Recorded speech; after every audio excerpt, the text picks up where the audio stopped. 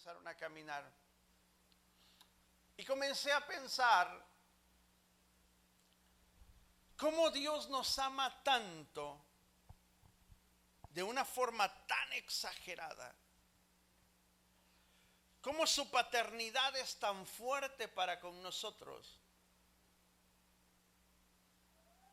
que tuvo que enviarnos a Jesús para que aprendiéramos a seguir sus pasos.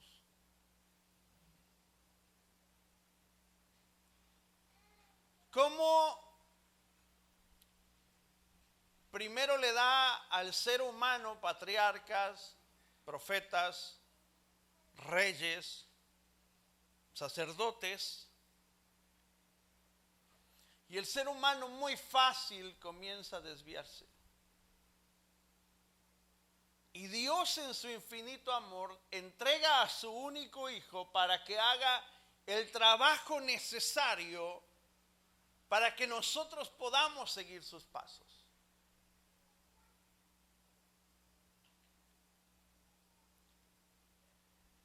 Y lo que sucede es que cuando seguimos los pasos de Jesús, digo, al menos eso fue lo que yo aprendí en esta caminata, en ningún momento llevaría yo a mis hijos por un lugar que los pusiera en riesgo. Así que por donde yo caminaba era el lugar que consideraba que era más seguro para ellos. A la vez que buscaba que estuvieran cubiertos del sol para que no fuera tan exagerado el calor que ellos sintieran, mientras nos direccionábamos hacia donde les prometí que teníamos que llegar. Así que quiero hablarte acerca de Jesús y he titulado al mensaje de esta tarde, Siguiendo los pasos del Maestro. No sé cuántos de nosotros hemos soñado alguna vez con que Dios comience a usarnos y con que Dios comience a hacer grandes cosas en nuestra vida, pero más que un sueño debería de ser un anhelo y una búsqueda constante, y más que un sueño debería de ser la motivación que nos haga caminar siguiendo los pasos del Maestro. Amén. Quiero que vayas a Mateo capítulo 3. El Evangelio según Mateo, en el capítulo 3.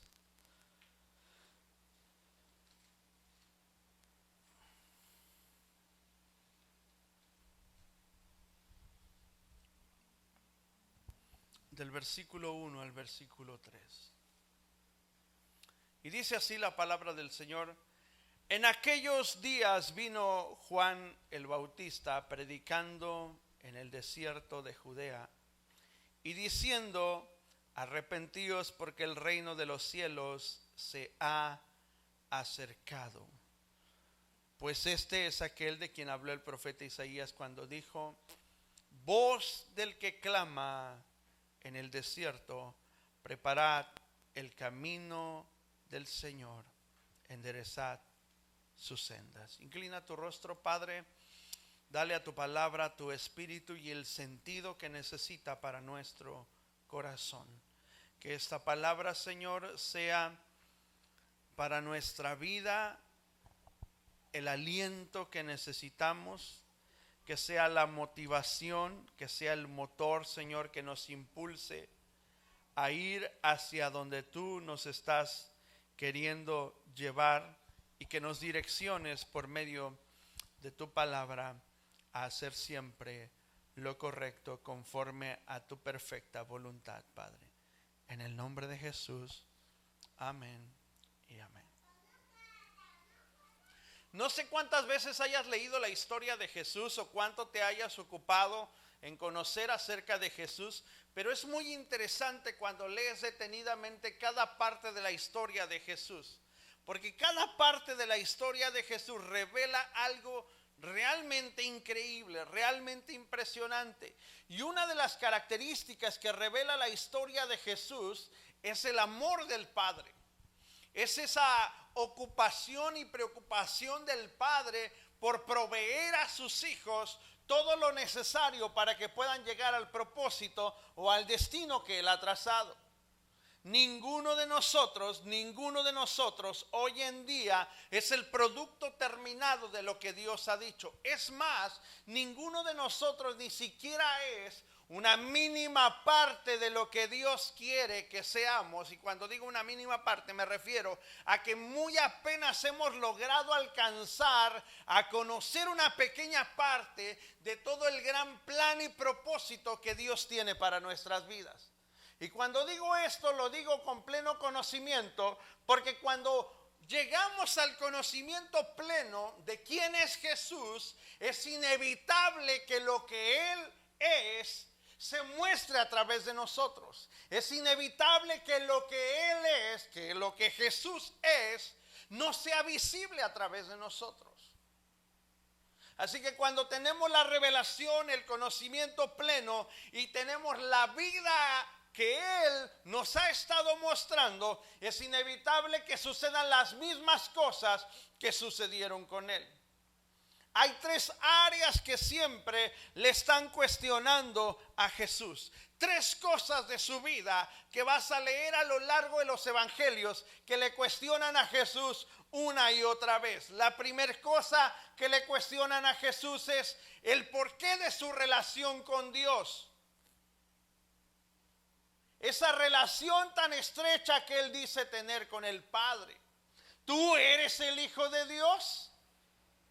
¿Eres tú el Mesías que había de venir? ¿Eres tú la promesa? Entonces cuestionan siempre su relación con Dios, porque la gente no puede creer que alguien realmente pueda tener una relación tan cercana con Dios que Dios te pueda hablar. ¿Sí me explico? Es prácticamente increíble para alguien cuando tú le dices Dios me habló, y hasta que le dices algo que realmente solo tú y Dios saben, entonces te creen. Hasta que Dios te revela algo que solamente esa persona y él sabían, es el momento cuando la gente dice, realmente Dios te habla. Siempre están cuestionando a Jesús que esa relación tan estrecha que dice tener con el Padre. La segunda cosa que siempre le cuestionan a Jesús es su autoridad. ¿Quién es este y con qué autoridad hace estas cosas? ¿Quién le dio esa autoridad? ¿Cómo es posible que pueda hacer esto? Incluso en algún momento llegaron a decir, en el nombre de Belcebú echa fuera a los demonios. Porque no podían relacionar que tuviese tal autoridad, tanta autoridad, que incluso al momento de hablar se pudiese sentir en el corazón su autoridad. Por eso la empiezan a cuestionar. Y la tercera cosa que siempre le están cuestionando a Jesús es ¿con quién se relaciona? Si supiera con quién está sentado, si supiera quién es la que le está agarrando los pies, y por qué se sienta con publicanos y con pecadores, y por qué comparte la mesa con prostitutas, y por qué se acerca a una mujer samaritana y le pide de beber. Así que siempre están cuestionando esa relación tan cercana que tiene con aquellos que están necesitados del amor de Dios. Y constantemente están pensando, yo creo que Él no sabe quién es esa persona. Pero Jesús demuestra a lo largo de la Escritura, Jesús demuestra que con cada persona que estuvo, le conocía perfectamente bien. Tan es así que a propósito Jesús se acerca a cada uno de ellos, provocando también que la gente pueda ver que no hay divisiones entre ellos. Es decir, el propósito de Jesús al abarcar cada área de la sociedad y juntarse con cada persona de ese tipo, es traer unidad. De lo contrario, Jesús no habría escogido a un pescador, a un cobrador de impuestos, a un doctor. Jesús no habría llegado a diferentes personas en diferentes esferas de gobierno. Porque Jesús lo que está procurando es que haya unidad y que deje de haber esas divisiones, esas diferencias. Jesús está tratando de proveernos de lo que perdimos o de lo que el ser humano perdió en Génesis, capítulo 1, versículo 26. Cuando Dios le dice al hombre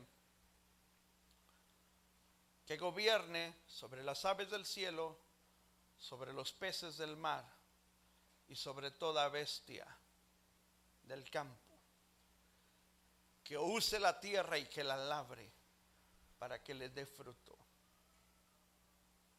y que Él tiene que gobernar sobre toda esa esfera de lo que implica estar en la tierra.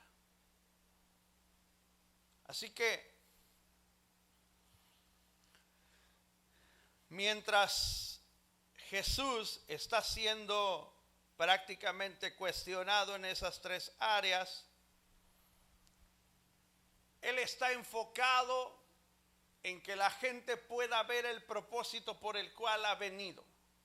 Así que Jesús no está tratando de defender ni su posición, ni su persona, ni siquiera su testimonio, porque Jesús no está preocupado por su testimonio. Él sabe perfectamente bien lo que está haciendo. Y es que hoy en día está muy de moda, pero tan de moda, juzgar a la gente en base a lo que podemos ver y a lo que humanamente y analíticamente podemos relacionar, pero a veces dejamos de ver la obra de Dios en el corazón de alguien. Podemos ver cuánto carece una persona del conocimiento bíblico, podemos ver cuánto carece una persona de un espíritu de liderazgo y de toma de decisiones, pero no podemos ver cuánta obra Dios ha hecho en su corazón y cuántos cambios ha tenido.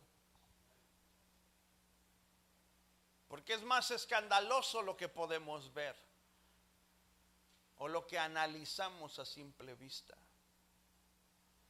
Así que vamos al primer libro que se escribe o que se registra, que es el libro de Marcos. Marcos capítulo 1 del Antiguo Testamento, del Nuevo Testamento, perdón, es el primer libro que comienza a tener registro de la vida de Jesús. Marcos 1, versículo 14 y 15. Después que Juan fue encarcelado, Jesús vino a Galilea predicando el evangelio del reino de Dios, diciendo: el tiempo se ha cumplido y el reino de Dios se ha acercado.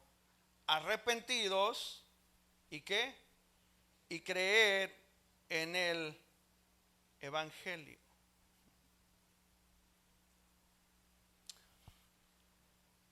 Cuando tú ves la historia de Jesús, te das cuenta que en aquella época había diferentes escuelas del pensamiento. ¿Qué son estas escuelas del pensamiento? Estas escuelas del pensamiento son lugares donde la gente se preparaba, más bien aquellos que querían ser rabinos, se preparaban para poder ser rabinos. Así que Jesús tiene que alcanzar la edad para poder serlo. Jesús no puede ser ni antes ni después, debe de tener al menos 30 años para poder aspirar a ser rabino. Y tenemos diferentes escuelas, como estaban los herodianos, estaban los escribas, los fariseos, los saduceos, los celotes. Había diferentes escuelas de pensamiento, pero Jesús decide ponerse bajo la autoridad de alguien que está sonando mucho en la ciudad y que parece ser el hombre más extraño que hay. Un hombre, iba a decir un chiste muy malo, pero mejor me lo voy a callar, ¿ok? Pero un hombre que está vestido con cuero de camello, ¿ok?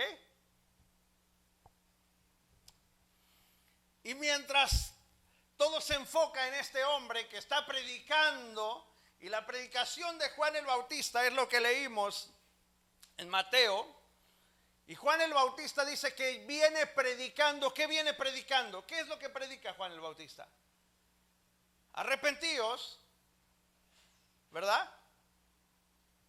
Lo que empieza a predicar Juan el Bautista antes de que Cristo venga y ocupe la posición que le corresponde es que haya arrepentimiento. Y entonces Juan el Bautista está bien enfocado en que la forma en que él lo está haciendo solamente está preparando el camino para alguien que va a terminar de hacer este trabajo. Solamente está abriendo la brecha para alguien que viene detrás de él y tiene que continuar con lo que él está haciendo. Así que Jesús decide ponerse bajo la autoridad de Juan el Bautista. ¿Cómo que decide ponerse bajo la autoridad de Juan el Bautista? Sí. Jesús se pone bajo la autoridad de Juan el Bautista. Así que es interesante ver que Jesús viene con la persona que está siendo más extravagante, la persona que está rompiendo las limitaciones, las barreras que religiosamente se han levantado, la persona que está haciendo la diferencia y a quien mucha gente está escuchando porque su mensaje es totalmente distinto al mensaje que alguna vez todos ellos han escuchado. Y Jesús dice, ok, bueno, este es bajo la autoridad de quien debo estar. Así que el mensaje de Juan el Bautista es: arrepentíos porque el reino de los cielos se ha acercado. Y ahí mismo en Mateo capítulo 4, versículo 17, te voy a mostrar por qué digo que se puso bajo la autoridad de Juan el Bautista. Porque no solamente en el momento de ser bautizado Jesús está bajo la autoridad de Juan el Bautista. Jesús desde mucho antes ya está bajo la autoridad de Juan el Bautista, aprendiendo el mensaje de Juan el Bautista. Así que Jesús ya ha aprendido bastante. Jesús incluso ya ha sido bautizado. Y en el versículo 4, versículo 17, entonces Jesús dice: desde entonces comenzó Jesús a predicar y a decir que arrepentíos porque el reino de los cielos se ha acercado. ¿No es este el mismo mensaje de Juan el Bautista? Es exactamente el mismo mensaje de Juan el Bautista. Y el primer principio que podemos notar aquí, para poder seguir las pisadas del maestro, se necesita estar bajo autoridad. Y estar bajo autoridad no solamente implica que respetemos a alguien, no solamente implica que sigamos las instrucciones de alguien, implica que aprendamos también su mensaje, que aprendamos también la forma en que lo expone, que aprendamos también la esencia de esa persona. Es exactamente lo que Jesús comienza a hacer después con sus discípulos.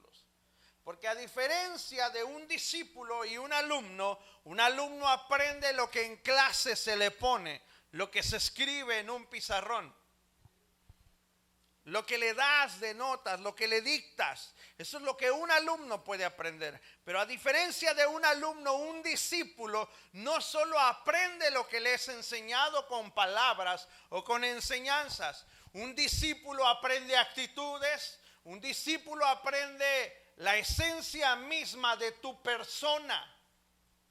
Por eso es que Jesús nos pide hacer discípulos, pero antes de que Jesús le diga a sus propios discípulos, vayan y hagan discípulos a las naciones, Jesús ha trabajado previamente en forjar el corazón de cada uno de ellos para que no se desenfoquen de lo que Él quiere hacer.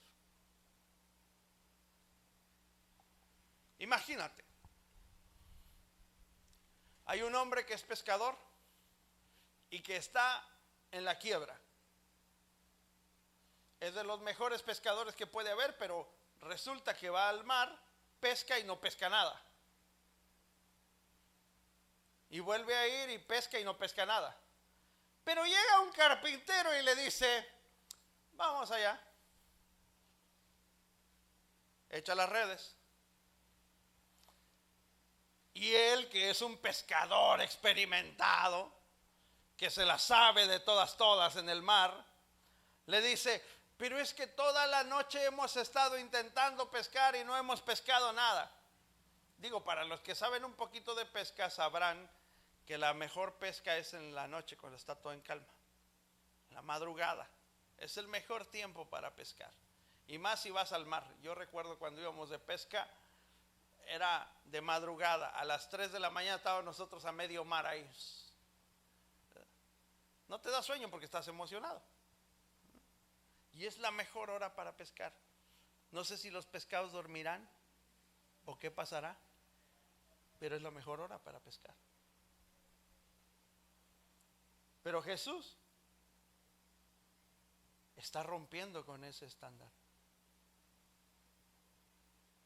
Jesús llega de día, cuando ellos ya regresaron de la pesca, cuando están lavando sus redes, cuando están prácticamente lamentándose de que no pescaron nada, ni un triste camarón se pegó en la red. Nada. Así que Jesús le dice, vamos, suban a la barca, vamos allá mar adentro. Y mientras van navegando hacia allá le dice, aquí. Y entonces yo me imagino a Pedrito así como que viendo, no nos hemos alejado mucho de la orilla, toda la noche estuvimos allá en medio del mar, y el carpintero dice que aquí. ¿Quién sabrá más de pesca, el carpintero o el pescador?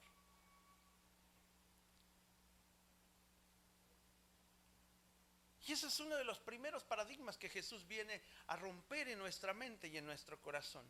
Siempre tratamos de juzgar a alguien por lo que sabe, por lo que conoce, por su profesión o por la experiencia que tiene, pero no por la relación que mantiene con Dios.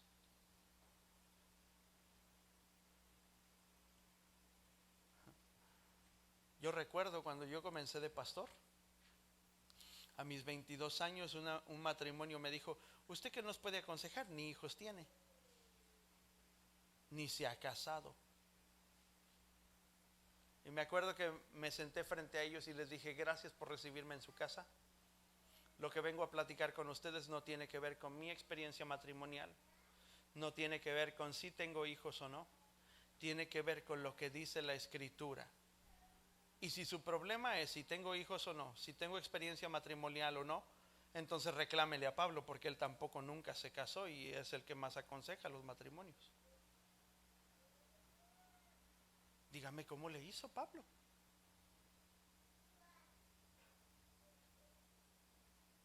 Porque no se trata del conocimiento que tienes ni de la profesión que tienes, se trata de la relación estrecha que puedes tener entre Dios y tú, para que el mensaje realmente pueda provenir del corazón de Dios.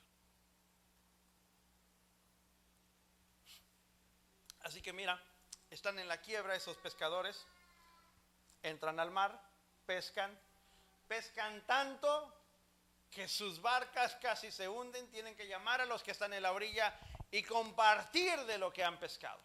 ¿Ok? Parece ser que ya no están en la quiebra.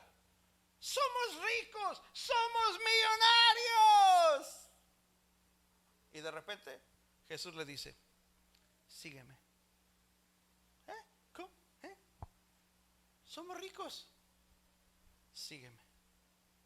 Pero pescados, entramos, salimos, no teníamos nada, ahora tenemos todo. Y justo ahora me pides que te siga. Sígueme. Ya no serás más un pescador de peces, ahora vas a ser un pescador de hombres.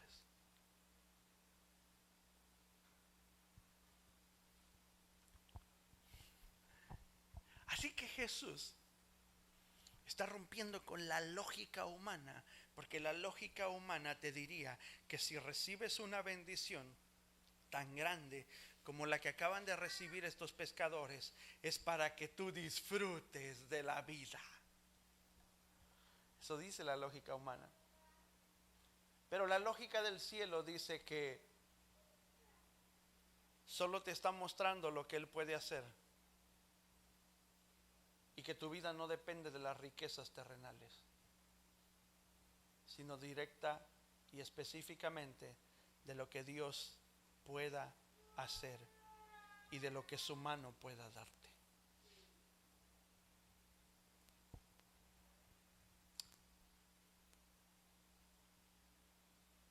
Cuando Jesús empieza a mostrar estas cosas que Él está haciendo, y Jesús empieza a darnos un panorama amplio de que lo que Él viene haciendo y predicando es totalmente distinto a lo que se ha aprendido por mucho tiempo, Jesús empieza a provocar todavía más inquietudes en el corazón de muchas personas.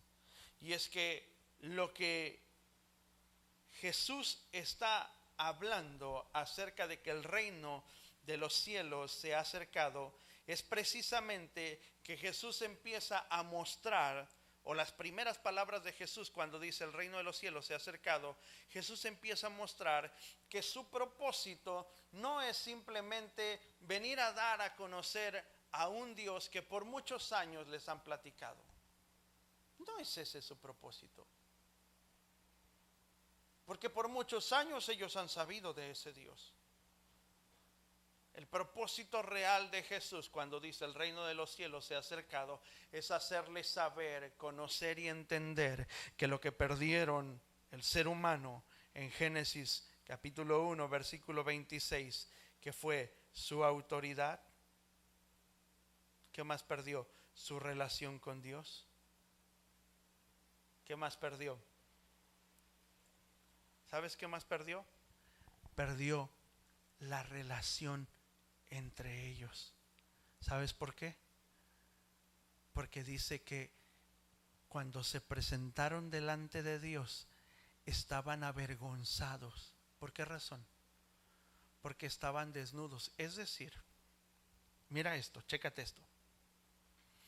Antes del pecado, Adán y Eva estaban desnuditos y se veían y era normal. Después del pecado, Adán ve a Eva y Eva ve a Adán y ¡ay, mamacita! Y se cubren. ¿Sabes qué provocó esto? Separación. ¿Cuáles fueron las tres áreas en las que Jesús era cuestionado? Su relación con Dios, que fue lo que perdieron en el huerto. Su autoridad, que fue lo que perdieron en el huerto. Y la unidad entre las personas, que fue lo que perdieron en el huerto. Así que cuando Jesús dice el reino de los cielos se ha acercado, lo que les está diciendo es: yo vengo otra vez a acercar el reino que alguna vez tuvieron en sus manos y que perdieron. Vengo a devolver lo que el Padre en la primera vez que los creó les entregó, pero no supieron cuidar. Así que vengo a devolvérselos. Así que en el huerto el hombre pierde la autoridad, la relación con Dios, y la vergüenza provoca que el hombre tenga separación ahora, distanciamiento. Entonces Jesús, siendo el Hijo de Dios, nos muestra que él necesita estar sujeto a autoridad para poder devolverle la autoridad al ser humano. Por eso es que se pone bajo la autoridad de Juan el Bautista. Porque tú puedes tener poder, pero si careces de autoridad no tienes nada.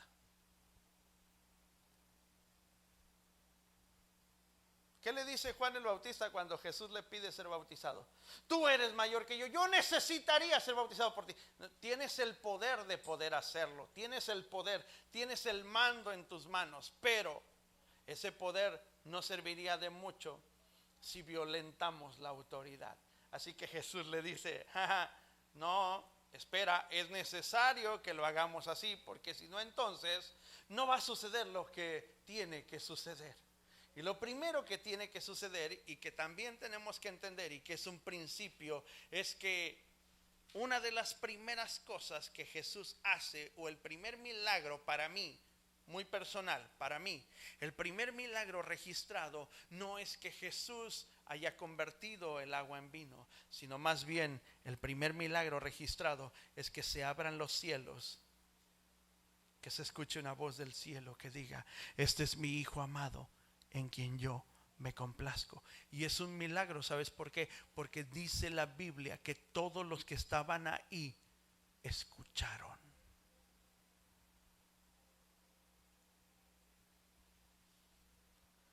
Y aquí hay un principio muy importante. ¿Quieres cielos abiertos sobre tu vida? Necesitas obediencia. Y necesitas vivir bajo autoridad. Si no hay obediencia, si no hay sujeción a la autoridad, los cielos no se pueden abrir. Los cielos no se pueden abrir. Así que justamente cuando Juan el Bautista le dice a Jesús, no, espérame, yo necesito ser bautizado por ti. Jesús le dice, momento, estás a punto de interrumpir lo que tiene que suceder. Y no puedo permitirte que interrumpas lo que tiene que suceder. Porque yo vengo a devolverle el reino al ser humano, porque el ser humano lo perdió.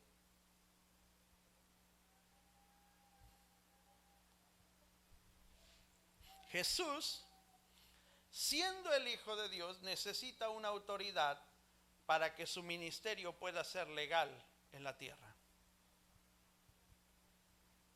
¿Y sabes por qué? Porque nadie podía ser rabino si no pertenecía a una escuela de pensamiento. Así que Jesús, para poder ser maestro, para poder ser rabino, tiene que estar bajo la autoridad de alguien que predique, que ministre ese evangelio. Y ese es Juan el Bautista. Él no puede violentar la autoridad. Así lo estipuló el Padre y así tiene que suceder.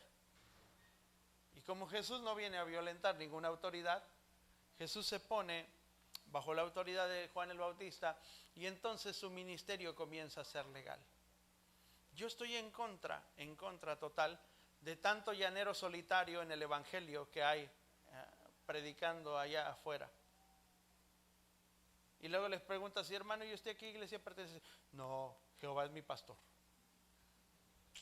Por favor, hermano, no me venga con esas mafufadas.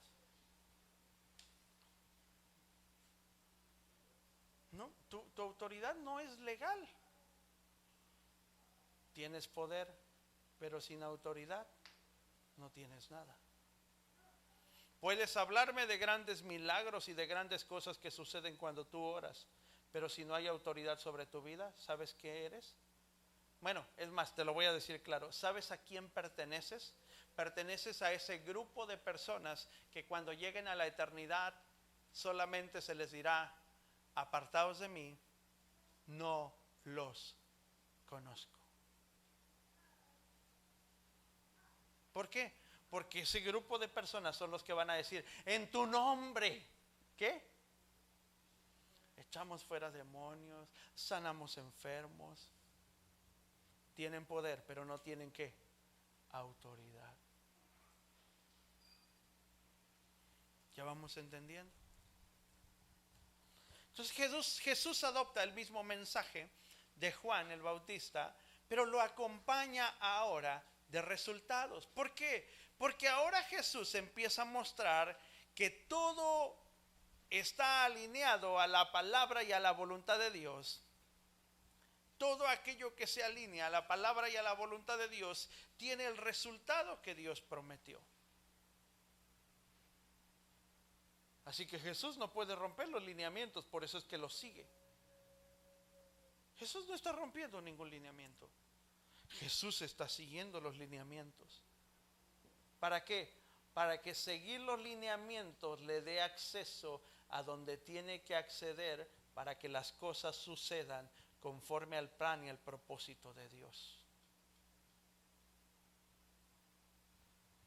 ¿Sabes cuántas iglesias? Bueno, el otro día escuchaba una estadística, no sé si está acertada o muy correcta, pero escuchaba una estadística que dicen que en Monterrey, solo en Monterrey, el área metropolitana, hay alrededor de unas entre 10,000 y 12,000 iglesias cristianas. Y a mí se me hace pocas, la verdad.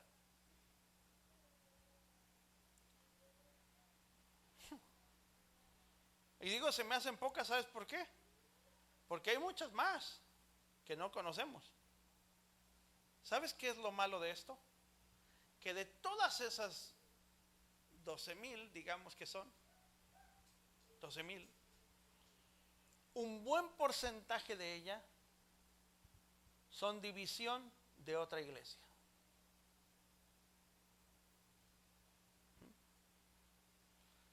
Que un día una persona dijo, yo soy mejor que el pastor, no, déjame pongo mi propia iglesia. No, a mí, no, a mí la gente me sigue y yo sé que yo tengo el nivel para ser pastor y voy a poner mi propia iglesia. Me encanta porque Jesús nos muestra que sus discípulos, antes de comenzar la primera iglesia que registra la Escritura, tuvieron que ser enviados. ¿Por quién? Por Jesús. Y sabes que muy poca gente espera ser enviado por su autoridad.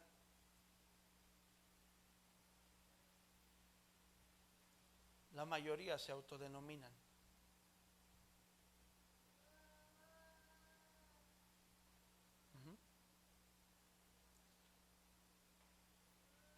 Yo recuerdo que cuando el Espíritu Santo me habló que era el momento de comenzar la iglesia, yo fui donde estaba mi autoridad y le dije, pasa esto así, así, así. Y recuerdo que me dijo, ve y habla con el pastor donde estás trabajando actualmente y platica con él respecto de lo que Dios está diciendo. Y me acuerdo que aunque ya el pastor, yo creo que lo que quería era no verme más ahí, nos sentamos a platicar. Le dije, mira, esto es lo que el Señor me ha estado hablando así. Y recuerdo que inmediatamente dijo, eso es lo que Dios quiere hacer contigo. Y eso es algo que se vio desde el primer momento en que tú llegaste aquí. Entonces, hazlo. Y le dije, ok, solo que yo no quiero ser como mucha gente que simplemente se va y no dicen absolutamente nada. Quiero que me des la oportunidad de agradecerle a la iglesia el tiempo que he podido estar con ellos, trabajar con ellos, el tiempo que he podido dirigir distintas áreas de la iglesia. Dame la oportunidad de despedirme. No necesito decir absolutamente nada. No necesito dar otras razones ni motivos del por qué ya tengo que iniciar un ministerio. ¿Sabes qué es lo que recibí de muchos en esa iglesia? Que yo estaba en desobediencia, que cómo me iba a ir, que la mera verdad es que yo estaba mal. Y yo recuerdo que solo un hombre se levantó y dijo, hermanos, por favor seamos coherentes.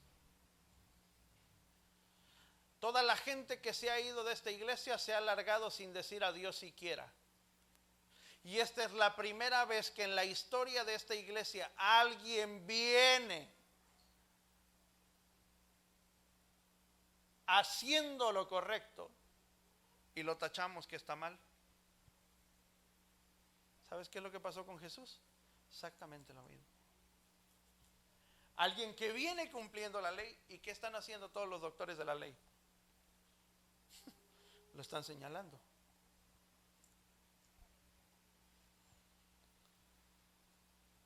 El mensaje de Jesús es muy claro por esta razón. Arrepentimiento quiere decir, la palabra arrepentimiento proviene del hebraísmo teshuvah, que quiere decir retorno.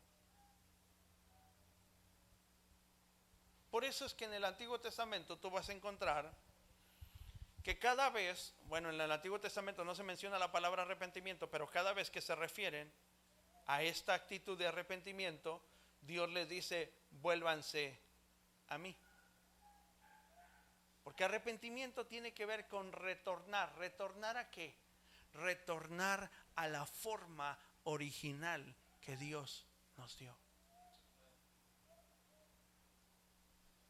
¿Y cuál es la forma original? Cuando el hombre no tenía pecado. Y la forma original, cuando Jesús predica el Evangelio, solamente puede ser obtenida por medio de ¿qué? Del arrepentimiento de nuestros pecados. Así que Jesús nos está dando una clave para que retornemos a la forma original, porque después de esto va a venir su sacrificio, y su sacrificio nos va a devolver la pureza que originalmente Dios nos había dado cuando creó al hombre en el huerto. ¿Me explico?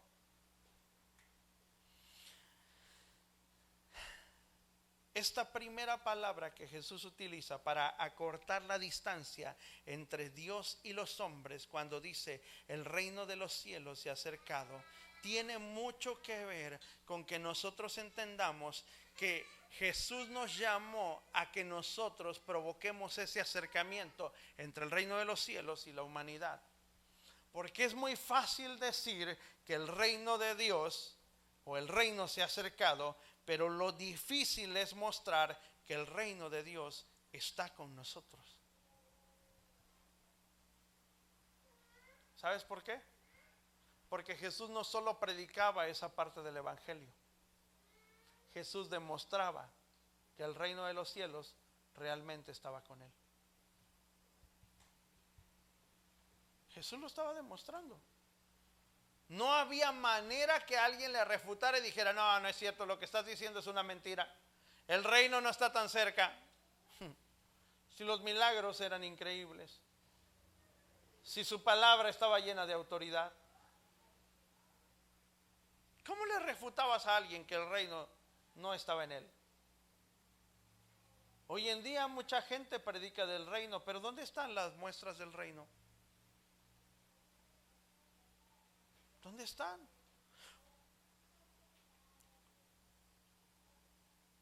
Cuando yo demuestro que el reino está conmigo, este reino me tiene que evidenciar de que soy un ciudadano de ahí.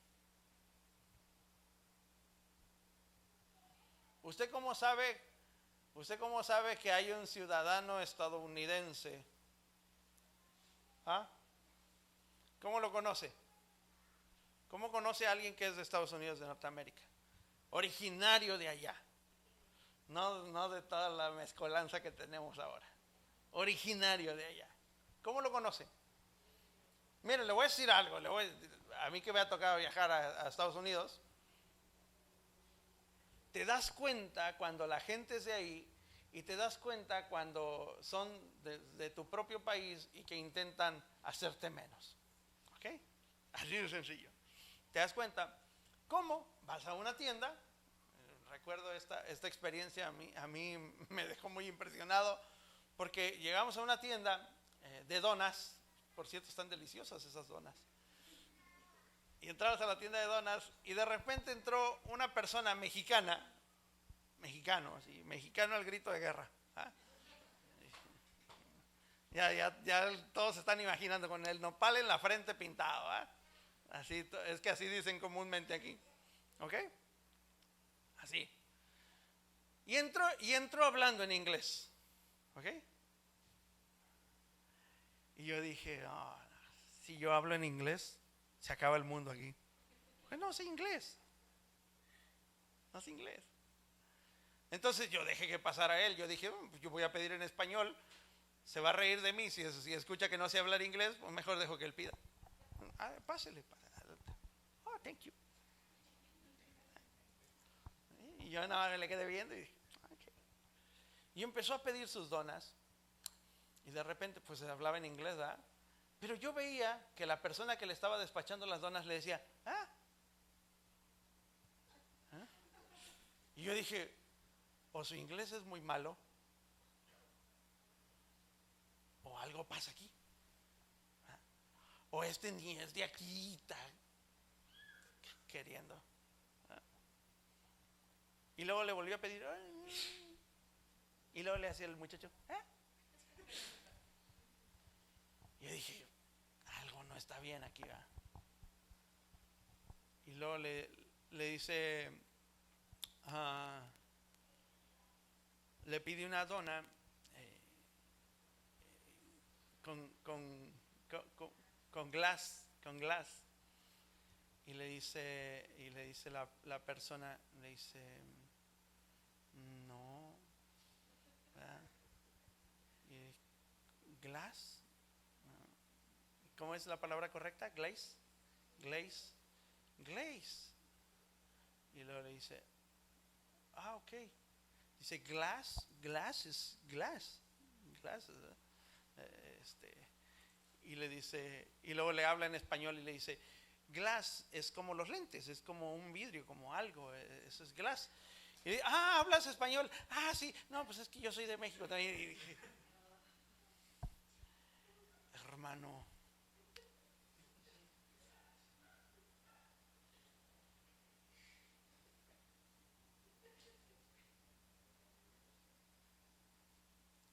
y yo por dentro pensé, por eso no hablo inglés. Porque se me acaba mi inglés, se me gasta. Me dio más pena a mí que lo corrigieran de esa manera. Yo dije, pero es que ¿por qué intentan hacer eso?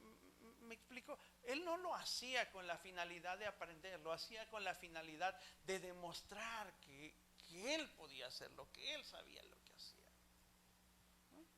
Yo por eso cuando voy allá yo aplico la de mexicano inteligente, ¿eh? A todos les digo hola, y ya sé que si habla en español me va a contestar hola, y si no, pues ya valí cacahuate, ¿eh? Si me contesta en inglés, pues ya a señas le pido las cosas, ¿eh? Ya le voy a decir a Vicente que me enseñe inglés. Pero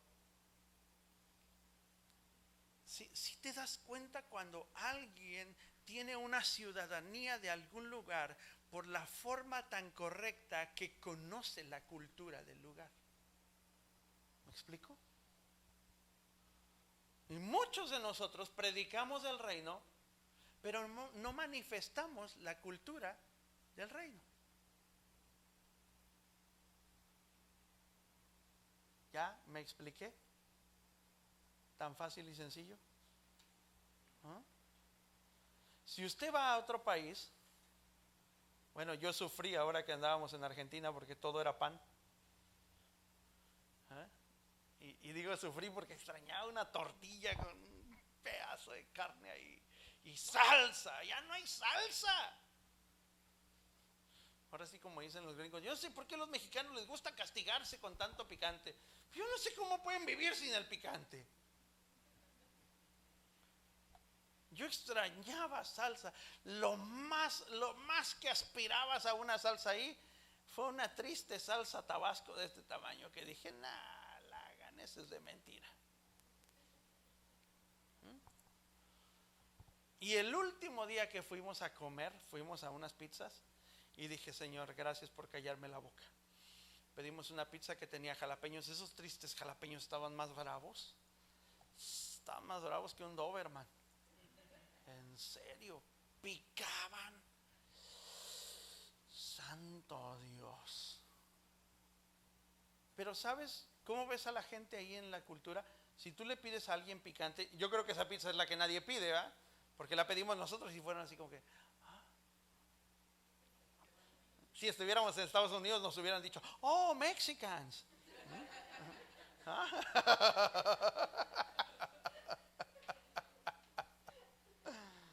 No les digo cómo nos dijeron en Argentina, porque en Argentina solo nos dicen, nos conocen por las maldiciones de la televisión.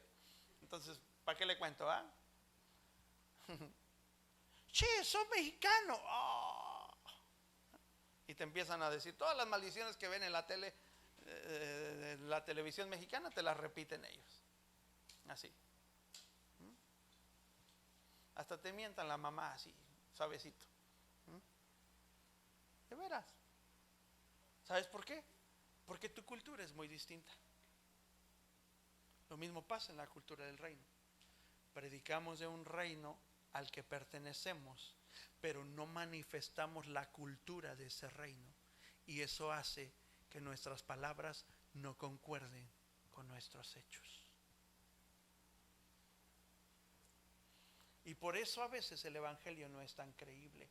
Arrepentimiento no es algo nuevo, es retomar el origen, es identificar las áreas en las que nos encontramos débiles, es caminar examinando nuestras actitudes y controlar todos aquellos deseos e instintos que nos desvían del camino de Dios y de su voluntad. Así que, si el arrepentimiento tiene que ser una vida constante en la cual nos presentemos delante de Dios, esto es ¿para qué? Para que no se nos olvide volver a tomar esa posición. Jesús no tenía pecados de que arrepentirse, escúchalo bien.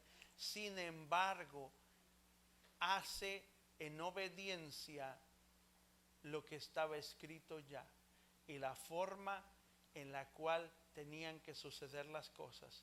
Así que el bautismo significa la muerte al pecado y la resurrección a una nueva vida en Cristo, perdón. Así que cuando Jesús adopta la posición correcta de obediencia, de sujeción y de arrepentimiento, es cuando se abren los cielos. Por eso es que la Escritura dice: al que no conoció pecado, por nosotros se hizo pecado. ¿Para qué? Simplemente para acercarnos más al reino. Nos acercó el reino. Entonces, no sé si alguno recordará aquí, bueno, no tengo gente de tantos años en la iglesia, pero bueno, algunos sí. Antes enseñaba que Dios había escogido a determinado grupo de personas para que Dios pudiera usarlos y manifestar su poder a través de ellos. La verdad es que todos tenemos acceso a ser usados por Dios. Todos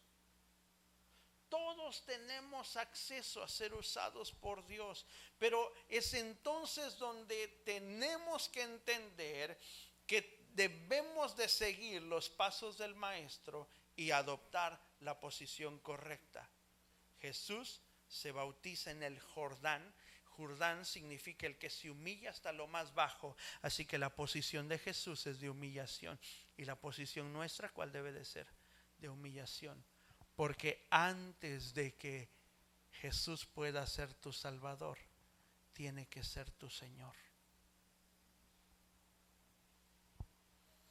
Y ante un Señor, uno no pide explicaciones, uno simplemente se rinde.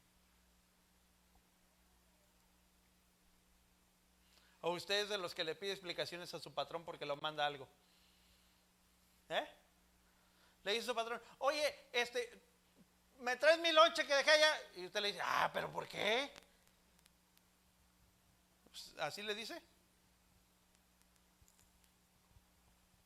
Pues su patrón le dice: fíjate, hoy te voy a cambiar tantito de área porque me hizo falta una persona acá de este lado. Y usted le dice: no, pero mi contrato no dice eso, a mí me contrataron para esto, para... ¿Usted le dice eso? ¿Por qué razón no le dice eso? ¿Eh? En primera, porque es mi patrón. En segundo lugar, porque sé que si yo me pongo así, con la autoridad de mi patrón, ¿qué va a pasar? Muy probablemente me digan, pasa a recursos humanos. Y no es para tener una plática motivacional, ¿verdad?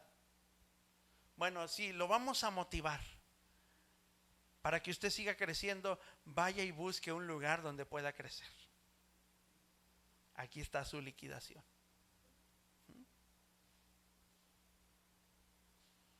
Entonces, para que Jesús pueda ser mi Salvador, primero tiene que ser mi Señor. Por eso es que Jesús habla del reino. Voy a terminar. Mateo capítulo 4, versículo 23, ahí mismo donde estábamos. Y recorrió Jesús toda Galilea, enseñando en las sinagogas de ¿quién? De ellos, y predicando el evangelio del reino y sanando toda enfermedad y toda dolencia en el pueblo. ¿Por qué Jesús podía entrar a todas las sinagogas de ellos? Porque ya era legal, porque vivía bajo autoridad, porque había cumplido con cada una de las cosas establecidas para poder ser rabino, porque podía ejercer el ministerio, por eso tenía acceso a las sinagogas de ellos. Jesús, y entiéndalo bien, Jesús no empieza predicándole a los perdidos. ¿Te das cuenta? ¿A quién empieza predicándoles?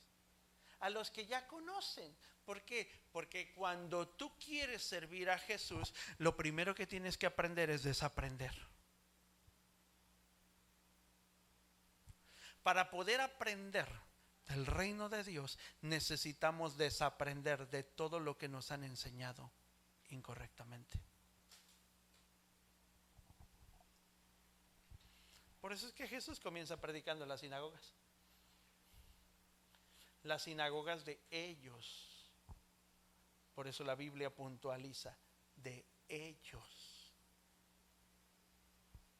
¿Sabes cuál es el problema? Que muchos no queremos desaprender.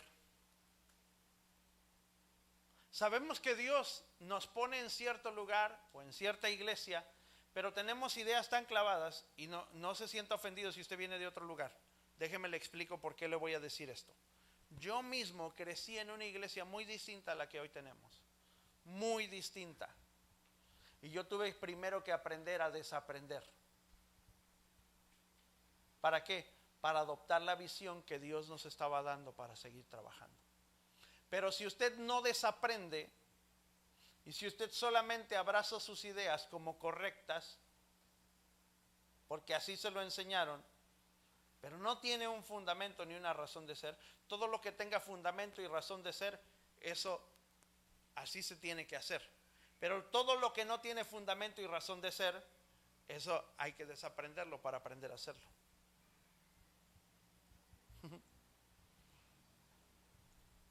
Es como cuando tenemos supersticiones, ¿no? Agárrele la cabecita al niño porque le vas a hacer mal de ojo. Enfermedades que nada más existen en México, ¿verdad? El mal de ojo. Tendrás los ojos tan poderosos, pues ojalá fueran tan poderosos para provocar algo que te da un dolor de cabeza y ya no vienes a la iglesia. Pero tu mirada es tan poderosa que puede hacerle mal de ojo a un niño, imagínate. Supersticiones. Ay, no duermas frente al espejo porque tu alma se va a ir ahí. Así dice. No, pues hermano, pues yo no tenía otro lugar donde dormir. Donde yo dormía antes con mis papás estaba un espejo, pues quién sabe cuántas veces se me fue el alma y volvió.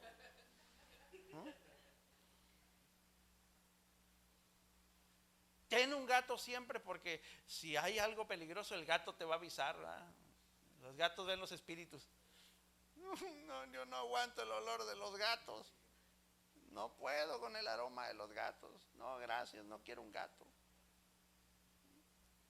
Supersticiones. ¿Ah? El mal de empacho. ¿Cuántos se han empachado aquí? Ahí estás sobándote la panza con harto aceite de oliva. Pero se cura. No, lo que se cura es que te dan al final 2 cucharadotas de aceite de oliva y eso te purga, pero te saca todo, hasta el gansito de la primaria. ¿Ah?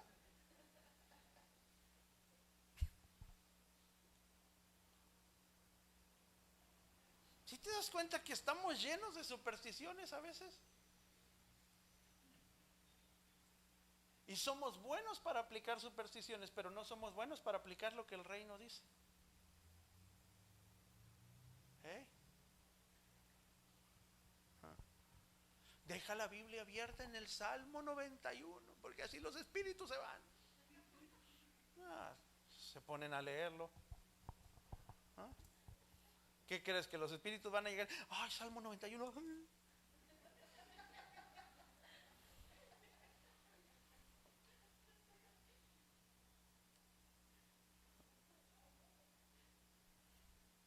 ¿Sí me explico? No funciona de esa manera. Supersticiones. Pero ¿qué es lo que el reino nos enseña? Obediencia, sujeción, autoridad, tener la posición correcta, la posición de humillación. Hoy todo el mundo quiere ser cacique, ya nadie quiere ser indio. Antes todos doblábamos nuestras rodillas para orar. Hoy la gente ya no quiere doblar sus rodillas. Ay, es que si oro parado es lo mismo. No es cierto, no es lo mismo. Adoptar una posición de humillación te da mayor ventaja.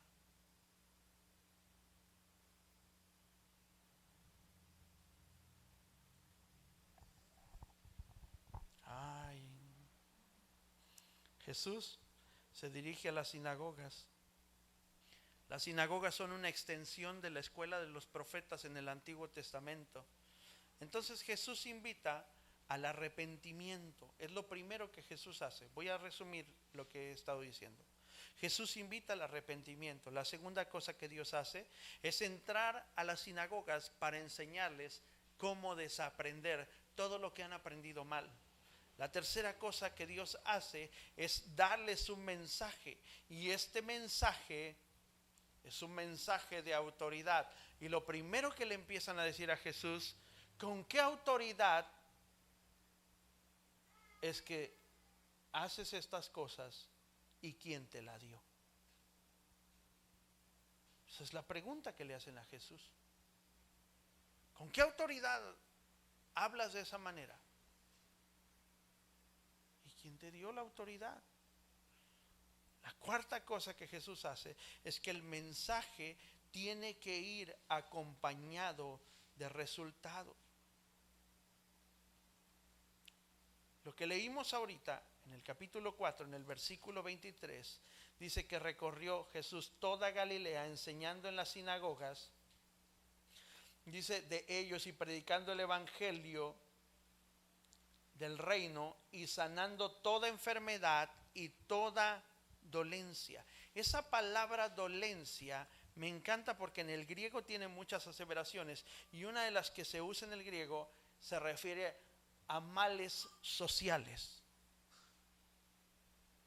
O sea, que cuando Jesús está sanando toda dolencia, cuando Jesús está mostrando el reino, Jesús también está resolviendo lo que está sucediendo en cuanto a la unidad se trata. ¿Sabe qué tan difícil es que la gente camine en unidad? Porque todos tienen sus ideas y todos tienen sus costumbres. ¿Sí o no?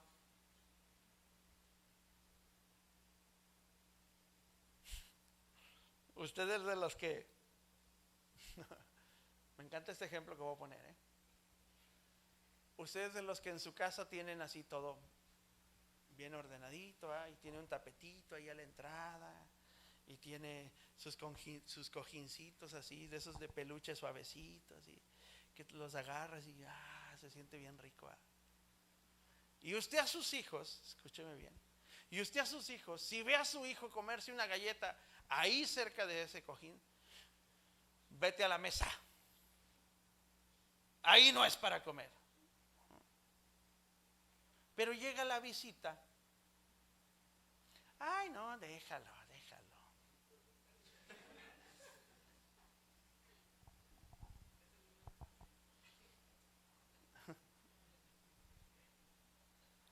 Yo por eso cuando mis hijos están haciendo algo incorrecto en casa de alguien, siempre les digo, no, papá, déjelo. No, señor. Si yo lo dejo aquí en tu casa, yo infrinjo mis reglas. Yo rompo mis reglas. Lo mismo funciona en mi casa que en la tuya, porque son mis hijos.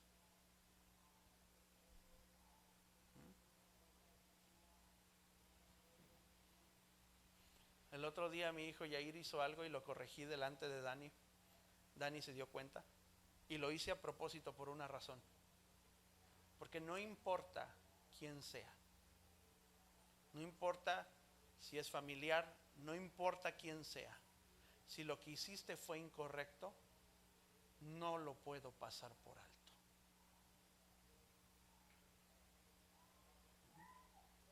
¿Sabes qué mensaje le damos a nuestros hijos? Un mensaje incorrecto, porque resulta que a ellos les establecemos reglas que permitimos que otros violenten. Ay, pastor, ¿y entonces cómo le hago cuando alguien me visite? Amablemente. Dile, mijo, vente a comer acá, mira papi, ven, aquí te pongo una mesita y aquí comes. Aquí cómanse las galletas. Sencillo. No violenté mis reglas, no hice sentir mal a mi visita y les establecí un límite para que sepan que en mi casa no me gusta que hagan eso. Hola. Ay, ya nos vamos a meter en problemas. No, ya voy a acabar, para que no se sienta usted mal. Mateo capítulo 10. Con eso termino. Mateo capítulo 10, versículo 5.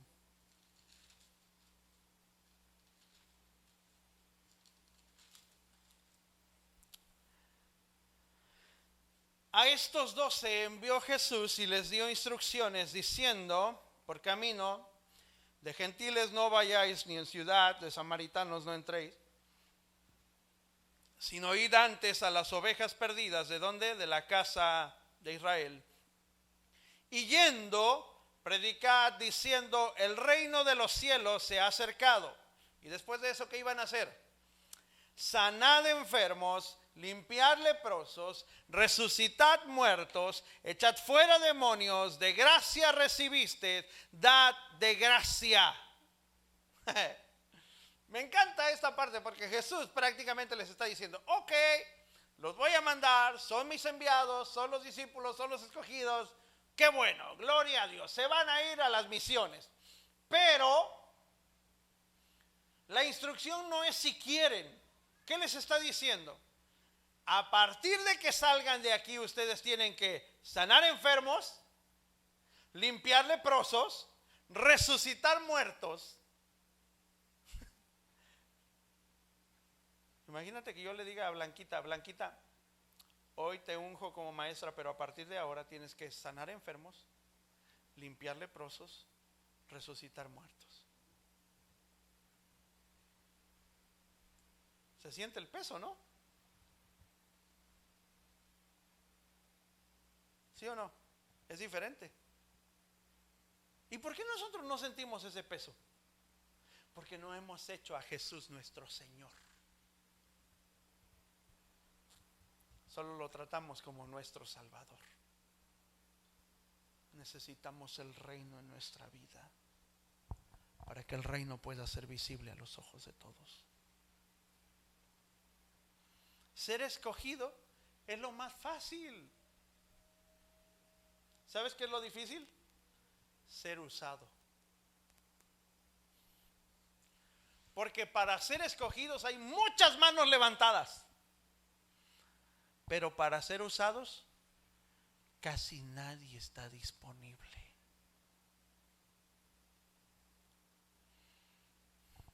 Lo sencillo es ser escogido. Lo difícil es ser usado. Si no comenzamos a sentir ese peso de lo que Jesús dijo que se tenía que hacer, entonces el reino probablemente está muy lejos de lo que nosotros creemos que es o de lo que nosotros identificamos. Y esa es la parte final. Jesús habló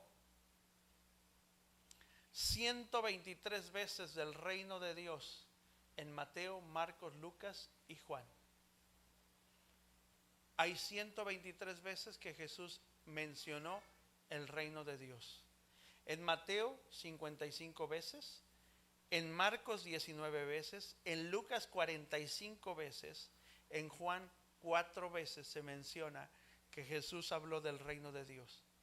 ¿Sabes cuántas veces habló de salvar? Solamente 7 veces en los 4 evangelios. ¿Sabes cuántas veces habló de salvación? 3 veces en los 4 evangelios. ¿Sabes cuántas veces habló de la iglesia? 3 veces. ¿Por qué? Entonces, ¿cuál es la finalidad de Jesús? Acercar el reino a nosotros. Que Él vino a buscar y a salvar lo que se había perdido. ¿Sabes qué es? Es un extra. ¿Por qué digo que es un extra? Porque todo aquel que hace a Jesús su Señor va a ser su Salvador. Pero todo aquel que hace a Jesús su Salvador es muy probablemente que se encuentre lejos todavía de ser su Señor. Porque eso es buscar solamente lo que me conviene.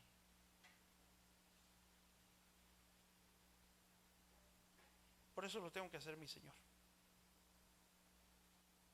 Así que aprendimos varias cosas. Número 1, arrepentimiento. Es la posición que siempre debemos de tener delante del Señor. Número 2, debemos de aprender a desaprender lo que es incorrecto, de acuerdo a los principios que Dios estableció para cada uno de nosotros. Si hay cosas que hemos hecho de manera incorrecta, hay que corregirlas. Número 3, necesitamos todo el tiempo y de manera constante mantener nuestra relación de cercanía con Dios. Número 4, necesitamos vivir bajo autoridad y en sujeción a ella, porque poder sin autoridad no lleva a ningún lado. Pero autoridad no puede existir sin poder. La autoridad da poder. ¿De acuerdo? Póngase de pie, por favor.